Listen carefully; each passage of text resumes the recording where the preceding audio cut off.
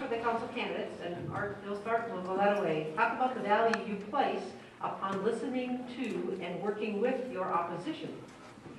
Please talk about the value you place upon listening and working with your opposition. Well, I'm not sure I really look at anybody up here as opposition.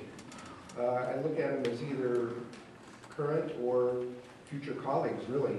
So if you're going to have a colleague, that means you work together to a similar goal, or a goal that you can convince the other guy that is worthy. So you have to be able to put aside any small differences in ideology or outlook and start working for the good of all of Moscow instead of just parochial interests. So as opposed to looking at them as opponents of things, I want to look at these people as hopefully my future colleagues to work for the good of the city.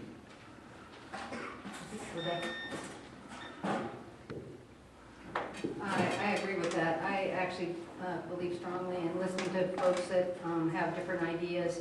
I believe in making agreements to brainstorm together and to cooperate together. So that's my philosophy. I've done a lot of it in some of the work that I've done in Moscow and on campus. So that's just the way I operate.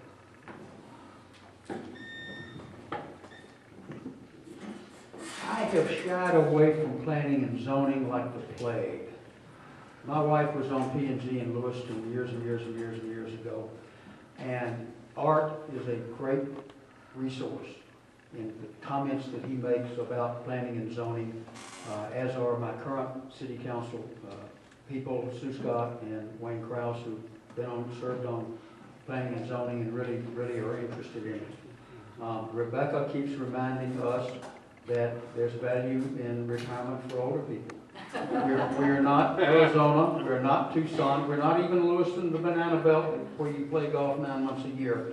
But there are people, we had a good friend who moved here from Sioux City, Iowa, because we were a college town, a former position that just picked us off the map. So there's value in what she's saying. I listen to John because John's got a whole different circle of friends than I've got. He's got people he grew up with and started through kindergarten with, and I haven't been here that long. Walter, I'm happy to tell you that kindergarten only took me 4 years. To the question, Walter and I served on the council together. A lot of communication going back and forth. You have to listen to the other members.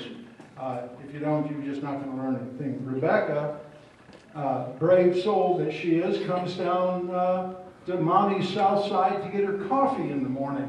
And quite frankly, takes a certain amount of courage. Even with me, and I've been going there for years.